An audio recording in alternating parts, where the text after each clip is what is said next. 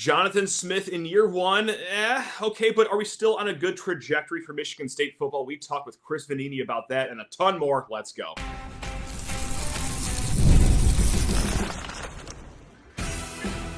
You are Locked On Spartans, your daily podcast on the Michigan State Spartans, part of the Locked On Podcast Network, your team every day. Today's episode of Locked On Spartans is brought to you by Game Time. Download the Game Time app, create an account, and use code LOCKEDONCollege for $20 off your first purchase. Spartan friends, Spartan family, Locked On Spartans listeners, thank you all so much for tuning in to Locked On Spartans. It's your team in green and white 5 days a week right here in the Locked On Podcast Network. Please rate, review, subscribe, comment below if you're watching on YouTube. Your confidence going into year two under Jonathan Smith, because that is where we are going to start the conversation with the one, the only Chris Vannini of course, formerly the State News right there in sunny East Lansing, but also he does a little bit of work over at The Athletic. He does great work at the Until Saturday podcast. And Chris, you know your way around college football, specifically coaching searches, specifically program rebuilds. After year one of Jonathan Smith, third straight year without a bowl game for Michigan State, give us your thoughts of where you're at with a trajectory going into year two. Did you see any good things in year one under Jonathan Smith that still gives you confidence for maybe us Michigan State fans? I think that, I don't remember last time I was on the show, but I feel like I made a similar point. I feel like they were 2 years ago. I can't. Yeah. Time is a concept I'm just not good at anymore. So yeah, sorry about that. I feel like they were pretty much on schedule. Had they been able to get that 6th win and get a bowl game, I would have said ahead of schedule. But they're not behind. They're not ahead. They're just kind of on schedule. And so, first season down, saw some good, saw some bad. Can they get out of when things are going bad? Can they turn it around? That was a problem under Mel Tucker. If it was going bad, it was going really bad. Spiral. And the result, not really. They didn't really have the ability to turn that around. Because I always thought about Mark D'Antonio's first season. They lose that game to Michigan, and therefore they have to win their next 2 games to make a bowl game, because not every 6-6 team made it back then. 2007. They beat Purdue on the road. They beat Penn State at home. Fake a field goal, the whole thing. They get to that game. First year under Jonathan Smith, didn't have that moment. So what do you do now in your first full offseason? The offseason so far, like, okay. Okay. I'd be discouraged by the recruiting being so low. Only, Certainly. I think, one blue chip player. Transfer portal, pretty good. You filled a lot of needs. You got the offensive linemen you need. You got the wide receivers you need. Will those guys take the next step? We'll see. So I'm still like, it's okay so far, but I'm not strong one way or the other. That's fair. I mean, it hits kind of right on the nose that, yeah, we're on schedule right now. And, when you bring up when the chips are down, how do you get back up? Did they ever have that moment? And it seemed like we had that moment after the bye week against Iowa. Not just only are they beating Iowa as underdogs, but it was just the way that they did it. They looked so good in every facet of the game, only for the bus to explode like right after. I mean, it never really got better. Even the last win that we had of the season against Purdue, I was at that game. No one was really leaving Spartan Stadium in a happy mood, smiling. They kind of had to crawl to the finish line there against the Boilermakers, who were in their own right terrible. So what are you looking for here in year two, I guess? Are you looking for more overcoming adversity, if you will? Or is it going to be something that happens earlier in the season at year two to let you know that, okay, things are actually definitively going in the right direction here? I think it's all around Aidan Chiles. He has to take a step up. He didn't seem to get better throughout the season to me, and that was concerning. Whether it was understanding he could probably use his legs a lot more than he does, whether it was the periodically really bad inaccuracies sometimes on throws you got to make. That was his second year as a college football player, second year on the field. He didn't play a ton in his first year at Oregon State, but he played. And so now, full off season, not changing schools, not really changing coaches. Are you going to take that big step up?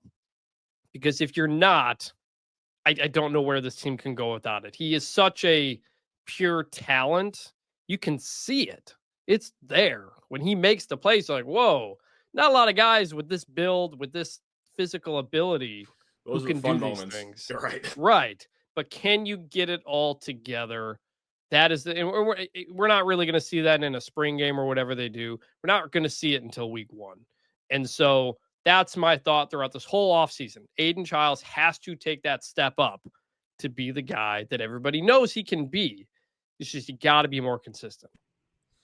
I think that he did improve just incrementally. It wasn't a linear progression, but the one thing I will push back on is not taking anything out of the spring game. Chris, are you crazy? You think that we're just going to see a 25-yard post route to Nick Marsh completed against air and not overreact to that? What's that all about? Come on. I honestly, I haven't even looked. I don't know if there is a spring game or what the plan is. Nebraska is getting rid of their spring game. I know. Potentially. So, like, I didn't really know where that was going to go. The thing about Chiles and his running ability, it felt to me he would often run into the contact. Does that help? Right? Well, because I think he's faster than I think he thinks he is. There are times when you're like, you can get the corner on that. You've got long strides. You're a tall guy. Like, you could get that edge. You don't need to try to cut it back in, or you don't need to lower your shoulder at that moment. I don't know. Was it Illinois? I want to say there were several moments I was like, man, like, you could have picked that up and you didn't pick that up. You're kind of like waiting for the contact there. Just go. You're a big dude. You're a fast guy. You can hit that corner and whatever. So maybe I'm wrong, but that's just like a weird little thing I noticed whenever I'd watch him. I was like, man, like, I know you have the ability to pick that first down up. Yeah. How could you not get that type of thing? I think they used his legs a little more later in the season because I think they held him back a little bit. Maybe it was for health reasons. Maybe it was just getting more acclimated to, starting games, being comfortable in the pocket, what have you. But one thing that I've just been hammering home, and I don't think I've bounced this off anyone else, so you're going to be a good test pilot for this, is, point blank, there are no more excuses for Aidan Chiles going into this year. And it goes more than just him. Brian Lindgren as well, Jonathan Smith. People can make excuses, or what I like to call like actual reasons for why the offense didn't click last year. Lack of offensive line depth. There weren't any playmakers outside of Nick Marsh. Hey, Aidan Chiles, he's a young 12-year-old quarterback making his first college starts. Like, all that's out the window now. Just like you said, this is now going to be his third year, second as a starter. He's not going to be this young kid that's just learning the game. I think with all facets, including when you add in who they got out of the transfer portal to bolster that offensive line, they got some help at wide receiver. You do now have this guy that is a bona fide star in Nick Marsh. I don't think there are any excuses for the offense to not be at least like above average in the Big Ten. I'm not even saying like you got to be in the top 3. You got to be up there with Oregon and Ohio State. Chris, I'm just saying you got to be average, which would still be a marked step forward for Michigan State. Is that fair to say that there are no more excuses, or am I going to like hardcore aggressive radio jock right now? No, I mean, no one's coming in saying Aidan Chiles needs to win the Heisman and Michigan State needs to win the Big Ten. There's no excuses to not get to a bowl game next year. There's no excuses to not have an average, above average offense, not have so many 3 and outs. That type of stuff. I think I think we're setting a pretty low bar there that is acceptable. It's the low bar, but it's like it's been hard for them to clear the last few years. We need to see average offensive line play. When's the last year you've seen that? We need to see this team score more than 25 points in a game. It's the last year you've seen that. More to come here with Chris in the hot segment, but first, need to talk your ear off about FanDuel Sportsbook, America's #1 sportsbook. When the game tips off, the NBA action is just getting started, and there's no better place to get in on it than with FanDuel, America's #1 sportsbook. With FanDuel, you can place a live bet throughout the game, so even if you miss the opening tip-off or want to bet on a fourth-quarter comeback, you can stay in the action. And if you're looking for a bigger payout, you can even combine your live bets into a same-game parlay. I love using FanDuel's live betting feature because, well, it keeps every single moment of the game exciting, whether it's close, whether it's a blowout, whether you want to bet on the next possession. It is fantastic over with FanDuel. And plus, the app is easy to use, and when you win, you get paid instantly. Right now, new FanDuel customers can bet $150 in bonus bets if your first $5 bet wins. Just visit FanDuel.com to join today. That is FanDuel.com for your shot at $150 in bonus bets. Make every moment more with FanDuel, an official sports betting partner of the NBA. Are there any other concerns you left with in year one that we didn't address, whether it's, off the field, whether it's personnel, whether it's just the style of play. Is there anything else that you're kind of wondering outside of Aidan Chiles and, battling against adversity that you're looking to see with Michigan State? Or do you want me to give you one more that I want to throw off you here? I'm curious if Jonathan Smith, who I do think is a really good coach, if he's got a better understanding now of what he walked into. And he seemed, and I don't mean the state of the program, I mean the culture of the program in the Big Ten. This is a guy who's a West Coast guy most of his career. And he seemed to get that when he came out of the Michigan game, which was a game that MSU kind of gave away. You think? With what they did late in that first half and everything like that. And he said something along the lines of like, I didn't totally get the rivalry, but now I get it. And that's not the same thing as Mark D'Antonio in his first year saying pride comes before the fall and all that. Fair. But I think, he got a lot of flack for his lack of emotion. I don't necessarily think that's fair because that is who he is. And part of the reason I like the hire was he was a guy who was not going to get too high or too low. I think that's what MSU needed. Yeah. But in those moments when there is a lack of belief, you got to be able to get the people around you, get your fans up. And I don't think he quite did that. And I think maybe realized kind of in the second half of the season that he needed to do that. It's fascinating because, I'm talking out of both sides of my mouth when it comes to Jonathan Smith and just his demeanor. For everything you said, he is that calm, steady hand. That is what this program needed. They needed an adult in the room. They needed he is the most. I visited him at Oregon State once. Yeah, he is the most normal dude I've ever seen who is a football coach. He was wearing a sweater when I went and saw him, not Nike apparral. Sure, he was talking about the books he was reading. What? And when you're winning.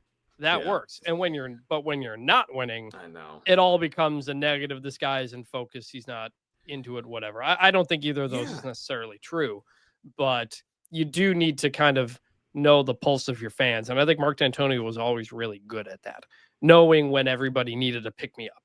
That's what pride comes before the fall was. It's true. He lived it. It was also late in the season too, where it wasn't just me. It was like a lot of other fans saying, "Why doesn't he talk to anyone on the sideline, whatever?" And you know what? I went back and I looked at that Oregon State game when they won maybe Oregon State's most just emotional win in the last generation. Maybe I'm overstepping there, but nevertheless, definitely that was a game they overcame like a 17 point deficit in the second half without passing the ball once. It was amazing. The follies that Oregon had to commit and the greatness that Oregon State had on their end too led to this great comeback. And I watched that game to see if, is he at least emotional in this game? And whenever they cut to the sidelines, no, that's just who he is. But when you take the complete opposite of that, when great things are going great, when bad things are going bad, does it hurt to just have your head coach at least be seen on camera talking to a player or maybe with his microphone down talking to someone? So that's where I'm starting to spin myself so violently that I want to throw up. It's okay, on one hand, this guy trusts his staff. He trusts his players. He's really just the CEO type, if you will. But also, if the CEO of a Fortune 500 company is hemorrhaging money, I would expect to see him at least speak at the annual sales meeting when things are going bad and maybe, I don't know, rallying the troops. So you'd think as a grown adult I could form a clear, succinct opinion on this, but I can't. I like what he stands for. I like the confidence, but at the same time, optically, can we talk to Chiles after, maybe your fourth straight 3-and-out? Can we maybe talk to an offensive lineman that has committed a false start in the red zone yet again? I'm not asking you to undress him publicly, but maybe just speak. I don't. Well, that's what I mean. Question that comes out of that. I'm sorry. That's what I mean by I think he needs to and maybe does a little bit more understand. There is a public part of this job. Yeah, right. This is an Oregon State, which is a really proud program, but it's not at the same level of Michigan State. It doesn't have the same expectations or the investment or the rivalries or the intensity of Michigan State. And sometimes you need to understand kind of what culture you're in. So we'll see. Speaking of culture, there's just one more thing that I want to bounce off you here. And at the end of the year, this isn't the exact quote from Aidan Chiles after that final game, but I'm paraphrasing here, something along the lines of, not everyone in this locker room was bought in, or I don't want to use the Q word here, but maybe hey, some players quit here at the end of the season. I'm in the middle here because on one hand, okay, first year under Jonathan Smith, it's a long season. This is a trial balloon for both, the coach to the player. Hey, do you belong in this program? Do you fit our culture? And the player to the coach. Maybe, hey, I was going to stick around, give it a year, see how I like things. By the end of the year, I'm not really feeling the vibe right now. Or is it kind of on the coach even in year one to have your players not quit? Because if that happened in year 2, year 3, year 4, players quit at the end of the year, I think it's certainly an indictment of what you got going on. But am I right to give a little bit of leeway for year one, how things ended? Or are you going to be a little more critical of, hey, why couldn't the head coach or all the coaches there have this team focused to get to that 6th win and that bowl game at the end of the year? That's where, again, I don't know what opinion to form here. I don't know if leeway is the word I would use, but okay. This is what college football is now in the portal era. Everybody's bringing in 20 to 30, 50, 60 new guys, especially the first year staffs when half your roster is new guys. Mm-hmm. That's going to happen. Now, you can get it right. You can do what Indiana did with Curt Cignetti, or you can get it wrong. You can get what happened in Colorado year one, and half those guys left after a year anyway. So, I'm not saying that problem is unique to Michigan State, but also it's a problem some people got right, and it's a problem some people get wrong. But I also think about Florida, and they were on the verge, felt like, of firing Billy Napier when they have another ugly loss to Texas A&M. And that team came together. They played for their coach. They beat LSU. They beat Ole Miss. They win their last 4 or 5 games, finish, I think, with like an 8-win season or something like that.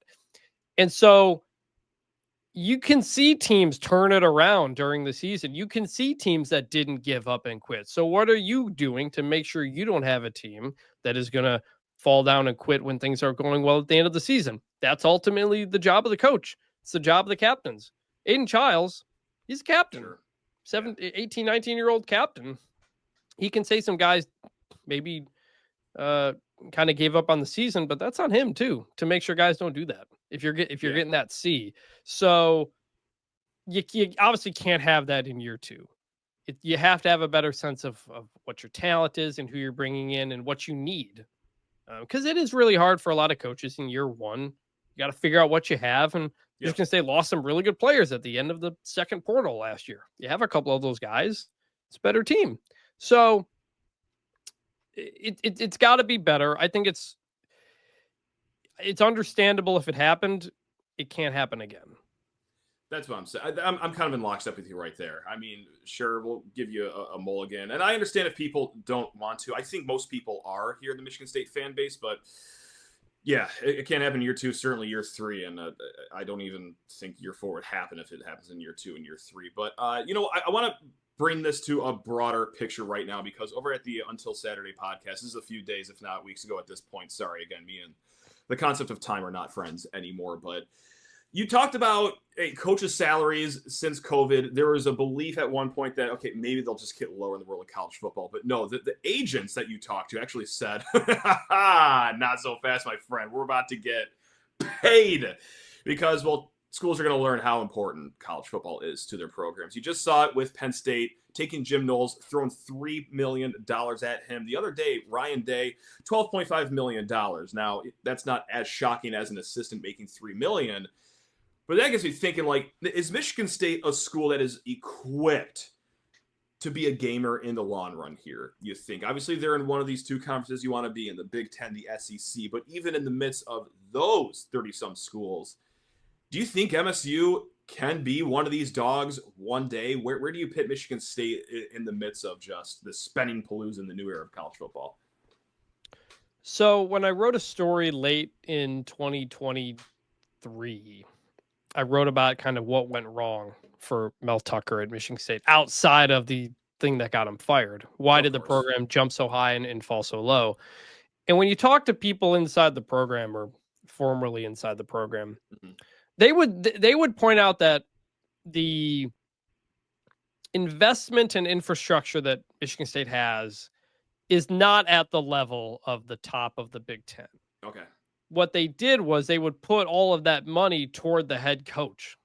They would give Mel Tucker this ridiculous contract while the assistant salary pool wasn't great, while the training table wasn't great, or these other things. And so the headline of Mel Tucker's contract kind of kind of overshadowed other places that needed investment. They have updated the football building and all that kind of stuff. But ultimately, all it comes down to now is players. Are you spending the money that is needed to get the best players? And Michigan State, they're kind of, middle of the pack. It's like yes and no, right? Yeah, like Ohio State just gave Ryan Day another raise to $12.5 million. It's like a $2.5 million raise. But like, why? What's an extra few million for him? Throw that to the players. You just had a $20 million football roster. That's what you need to win a national championship. Ohio State's got the money to do that.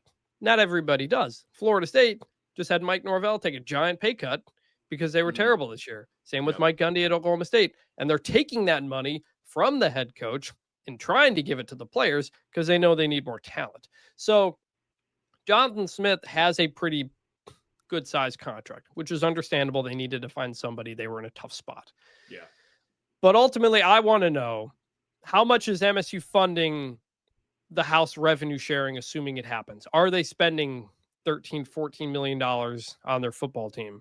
That's what North Carolina's committing to Bill Belichick. They put it in his contract. We're going to have $15 million for the football team. They only spent about $5 million last year in NIL. So this transfer portal market has been crazy because the money that everybody's spending is going up because it has to go up because it's allowed to go up. So where is Michigan State in that? I don't fully know. I just know it's not at the level of Ohio State, Michigan, Notre Dame. Indiana is spending at a level that it hadn't before. They committed a lot to Kurt Cignetti there too. So those are the kinds of things. Penn State, not only did they get Jim Knowles, but they kept their 2 All-American running backs and a really good, good defensive lineman. Like this will be a third year in a row that a Big Ten school is paying big to keep guys in school. So whatever you do with the coaching staff, a couple of guys here and there, ultimately, are you spending at a level that's getting the talent in? This recruiting class, not a great sign. The portal class was better. Yeah. But more than anything, are you not losing your guys? You lost Brantley. Yep. That was a tough loss. But you've kept Nick Marsh to this point, and that is as important as anything. I do like that you added to this point because that's a good reminder. Anything can happen any given day in college football. But that's maybe Michigan State's best transfer portal news of the whole offseason is actually keeping a player. And he didn't stay here just because he likes crunchies that much. Like, there is NIL money. Aidan Chiles isn't here because, he just loves East Lansing winters so much. And what was also impressive, too, that kind of can tell you that, Michigan State can spend, is Connor Moore. Like, he visits Cincinnati, he comes to Michigan State, visits here, and then he's going to visit Ohio State next.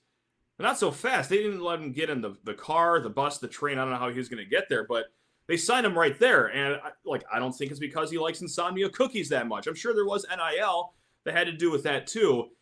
Just like you said, the recruiting class last year, yes, they had some NIL wins. Jace Clarizio, Aiden West holding him from going to Ohio State, for example. By and large, we've all seen the numbers. They're ranked somewhere in the 40th. I know there's diamonds in the rough in this class. I also know that is an unsustainable way of building a college football program, right? Like, guys, I'm a Michigan State fan as much as anyone, but I can also see that, hey, while we had great D'Antonio years of building 3 stars into great NFL players, it's also what tanked him at the end. It's also just not something you can rely on all the time. D'Antonio was recruiting classes ranked in the 20s. Thank you. Pretty much every 4-star and 5-star, almost everyone they got hit until the end. Right. Which is when they went too many. But they'd get a couple of them, and they'd always hit. Your Max Bullas. Your Will Golstons, right? Yeah, your Will Golstons, your stuff like that. Yeah. No, I get it. So that's where, again, we're caught in the middle of yes, there is proof out there that they have spent. They have won some battles here, but it just still isn't enough. I'm interested to see where it goes for the pass rush here because it was a pretty glaring need that they need some pass rush here going into year 2. And in part because they lost some really good pass rushers at the end of the spring portal last year. So that's where ultimately retaining your talent is as important as anything. And I think you've actually seen that a lot in this portal cycle. There's not a lot of NFL guys going in the portal. And so are you keeping your guys? They've kept Aidan Chiles. They've kept Nick Marsh. we'll see what happens. Can they get out of that spring portal without losing anybody to Miami again, for example? It's coming down the pike here. Can't wait. Should be exciting. Woo. Or hey, you know what, Chris? Dang it, maybe they send a statement and we're one of those schools this time. That's right. We're stealing the Oklahoma Sooners defensive tackle. That's whatever. Before we let you go, just to look way ahead in the future, we talked a little bit about Penn State right there. So I had to ask, are you in the same boat as I am? Is Penn State like the favorite right now? Still with all the rosters still having to be finalized as we go further in the offseason. Are they the leader though going into the Big Ten? Do you expect them to lift that trophy in Indianapolis or wherever the game is being played this fall? Is it in Vegas already? I don't know, but is it Penn State versus everyone else? They are my preseason number one for the whole country. Okay. Does that mean I'm picking them to actually do it? I don't know. It's a big they question.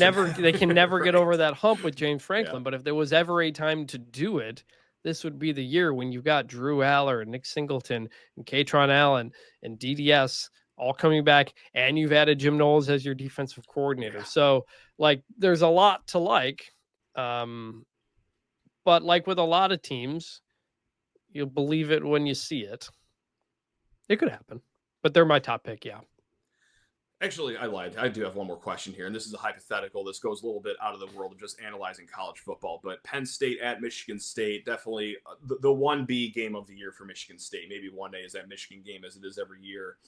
Hypothetically, I don't know your family situation. Let's say you had a sibling, perhaps a younger sister, that was getting married to just a great guy, on the day of Michigan State hosting Penn State. Do you cut ties off with the family? Are you already starting to plan an illness? Do you schedule a fake surgery so you can go to the game? Again, this is all hypothetical and certainly not like a personal thing going on here, but how would you tackle that, Chris? What route are we going here? Here's what you do. Okay. You print off a picture of the land grant trophy. Mm-hmm. And you show it to her and you say, you see this, this is what it's all about. And so you go to the game, you put that picture of the trophy in your seat at the wedding, and everybody will see it and understand, because when you think of, the most iconic trophies in all of sports, you start with the land grant. You start with the land grant trophy. Everybody will just understand it. And I think that'll work out. Excellent. Okay, thanks a lot for that. I appreciate that. Listeners are going to be inundated with me talking about that all offseason. I think that's the second time this week that I've even brought that up. So make sure. I haven't even looked at the schedule. Is that the last game of the season? Is it back to that? No, it's in the middle of November. The 15th, perhaps. But it's they didn't want it. Yeah. They didn't want it to take away the attention from Michigan, Ohio State. So they wanted to move it away. So I get it. They want the attention. They get upset when the land grant trophy has all everybody's attention on Saturday when totally understand. Totally understand why it was scheduled the way it was. You want that to be a spotlight game for the entire nation. I got it. Well, Chris, I can't thank you enough, man. It's always a great time chatting with you. Would love to rope you back on at some point this offseason, just to, check in once again and for you to help me form my own opinions, because that's as indecisive of a conversation I've had on my end too. I've just had a lot of just conflicting thoughts circling my head. So thanks a lot for helping me bring at least some ounce of clarity here. You're the best, Chris. Thanks for having me, man. You got it. Guys, you already know it. We're going to be back. It's Locked On Spartans. We do this 5 days a week. Until next time, hey, gang. Love you all. Go Green.